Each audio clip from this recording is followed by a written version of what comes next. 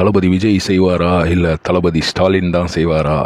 திமுக காரங்களுக்கு இன்றைக்கும் தளபதினா எம்கே ஸ்டாலின் அவர்கள் தான், நம்ம முதலமைச்சர் தான் அப்படின்னு தான் திமுக காரங்க சொல்லுவாங்க. ஆனால் தளபதி விஜயுடைய ஃபேன்ஸ், அவருடைய தொண்டர்கள், ஃபேன்ஸையும் மீறி இப்போ வந்து தொண்டர்கள் அப்படின்ற நிலைமைக்கு வந்துட்டாங்க. பல இடத்துல பல நல்ல விஷயங்கள்லாம் செய்துன்னு இருக்காங்க. மக்களுக்கு நலப்பணிகள் அது இது இந்த மாதிரி பல விஷயங்கள் இறங்கி பண்ணின்னு இருக்காங்க. தளபதி விஜயுடைய தவேகா தமிழக வெற்றி கழகம் வந்து 2026 ஹரியானையை பிடிக்குமா பிடிக்காதா அப்படின்றதாங்க ஒரு பெரிய கேள்வியாக இருக்குது. அதுக்கு நடுவில் இப்போ கமலஹாசன் அவருடைய மக்கள் நீதி மையம் அதனுடைய ஒரு மீட்டிங் போட்டு அதில் பேசியிருக்காரு. அவர் என்ன சொல்லியிருக்காருன்னா, தொண்டர்கள் அப்படின்றது வேறு, வாக்காளர்கள் அப்படின்றது வேறு, ரசிகர்கள் அப்படின்றது வேறு. அவர் சொன்னது வந்து ரசிகர்கள் மட்டும்தான், நான் வந்து தொண்டர்களையும் சேர்த்துக்கினேன். ஏன்னா அதுவும் ஒரு பாயிண்ட்டு தானே. தொண்டர்கள் அப்படின்றது வேறு அப்படின்றது நிறைய அரசியல்வாதிங்க வந்து புரிஞ்சுக்கின ஒரு விஷயம். ஆனால் சினிமா ஃபீல்ட்லேருந்து அரசியலுக்கு வரவங்க நிறைய பேர் வந்து அதை புரிஞ்சுக்கிறது இல்லை அப்படின்றது தான் அவர் வந்து சுட்டி காட்டுறாரு. கமல் அரசியலுக்கு வரதுக்கு முன்னாடி விஜயகாந்த் வந்தார், சிவாஜி கணேசன் வந்தார், டி ராஜேந்தர் வந்தார், இந்த மாதிரி நிறைய பேர் வந்தாங்க.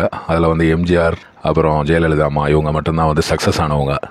சிவாஜி கணேசன்லாம் பெரிய அளவில் பொருளாதார அடி வாங்கினார் எலெக்ஷனில் நின்னதுனால. ஏன்னா எலெக்ஷனில் நிற்கிறதுன்றது பெரிய ஒரு செலவு. அது மட்டும் இல்லாமல் எலெக்ஷனில் நின்றுட்டதுக்கப்புறம் சினிமாவில் வந்து அவங்களுக்கு அந்த பழைய ஒரு புகழ் இருக்காது அப்படின்றது நிறைய பேருக்கு தெரிஞ்ச விஷயந்தான், நம்மளுக்கெல்லாம் தெரிஞ்ச விஷயந்தான். ஆனால் ஒரு சில சினிமாக்காரங்களுக்கு வந்து அந்த விஷயம் புரியலையா, இல்லை நம்ம அப்படி கிடையாது, நம்ம விஷயத்தில் அப்படி நடக்காது அப்படின்னு நினைக்கிறாங்களா அப்படின்றது தான் இப்போ வந்து ஃபுல்லாக ஒரு டாக் ஓடின்னு இருக்குது. இன்றைக்கி நான் பார்க்கும்போது நிறைய பேர் சிரஞ்சீவி அவரையும், பவன் கல்யாண் அவரையும், விஜய் இவரையும் எல்லாம் கம்பேர் பண்ணி பேசின்னு இருக்காங்க. சீமான் அண்ணன் அவரை கம்பேர் பண்ணி பேசின்னு இருக்காங்க. சீமான் வந்து சினிமாவிலேருந்து அரசியலுக்குள்ளே வந்தாலும் சீமானுக்கு வந்து சினிமாவில் இருக்கும்போது அவ்வளோ பெரிய தொண்டர்கள், அவ்வளோ பெரிய ரசிகர்கள்லாம் கிடையாது. விஜய் அளவுக்கு கிடையாதுன்னு வைங்க. ஓரளவுக்கு இருந்தது, ஆனால் விஜய் அளவுக்கு கிடையாது. அந்த மாதிரி இருந்த ஒரு ஆள் வந்து சினிமாவிலேருந்து அரசியலுக்கு வந்ததுக்கப்புறம் அவர் வந்து பெரிய லெவலில் ஃபேமஸ் ஆனார். இப்போது வந்து டெய்லி அவரை பற்றி ஏதாவது ஒரு கான்ட்ரவர்ஷியல் விஷயம், இல்லைனா ஒரு நல்ல விஷயம், இல்லைனா ஒரு கெட்ட விஷயம், ஏதாவது ஒன்று வந்துனே இருக்கும், ஏதாவது ஒன்று பேசினே இருப்பாங்கன்னு வைங்க. ஆனால் விஜய் வந்து அரசியலுக்கு உள்ளே வந்ததுக்கப்புறம் அவருடைய அந்த புகழ் அதே மாதிரி நிற்குமா, இந்த எலெக்ஷனுக்கு அப்புறம் இந்த புகழ் நிலை நிறுத்த முடியுமா அப்படின்றது தான் வந்து ஒரு மெயினான ஒரு டாக்கு. எப்படியோப்பா 2026 விஜய் வந்தாலும் சரி, ஸ்டாலின் வந்தாலும் சரி, இல்லை எடப்பாடி ஐயா வந்தாலும் சரி, நான் ஸ்டாலினை வந்து ஸ்டாலின் அப்படின்னு சொல்லிட்டேன், ஸ்டாலின் ஐயான்னு சொல்ல நினைக்காதீங்க. ஏன்னா அந்த பேர் வந்து இங்கிலீஷ் அப்படி ஒரு ஃப்ளோவில் வர்றதுனால அது கூட ஐயா போடும்போது கொஞ்சம் ஒரு லேக் ஆகிடுது. ஸ்டாலின் ஐயா வந்தாலும் சரி, விஜய் ஐயா வந்தாலும் சரி, சீமான் ஐயா வந்தாலும் சரி, எடப்பாடி ஐயா வந்தாலும் சரி, என்னடா நடுவில் சீமான் ஐயான்ற அப்படின்னு நிறைய பேர் கேட்கலாம். அவருடைய வாக்கு வந்து ரொம்பவே முன்னேறி இருக்குது அப்படின்றது நம்மளுக்கு எல்லாம் தெரிஞ்ச விஷயந்தான். ஒரு 4-5 சீட்டு பிடிச்சாருன்னா ஒரு பெரிய விஷயந்தான். அவரை வந்து கூட்டணியில் சேர்க்கறதுக்காக பல கட்சிகள் முயற்சி பண்ணலாம். ஆனால் அவர் வந்து கூட்டணியே கிடையாது, யாரு கூட நான் சேரமாட்டேன் அப்படின்னு சீமான் சொல்லினே இருக்கார். அதே வார்த்தையில் அவர் நிற்பாரான்னு பார்க்கலாம். ஏன்னா அவர் வந்து நடுவில் வார்த்தையை மாற்றிடுறாரு அப்படின்ற மாதிரி ஒரு டாக் வேறு ஓடின்னு இருக்குது.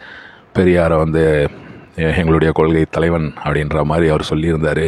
ஆனால் இப்போது வந்து நான் பெரியாரை எதிர்க்கிறேன் அப்படின்ற மாதிரி சொல்கிறாரு. ஐயோ, இதுக்கு நடுவில் நான் ஒரு ஆளை விட்டேங்க, அண்ணாமலை ஐயா அவர் வருவாரா?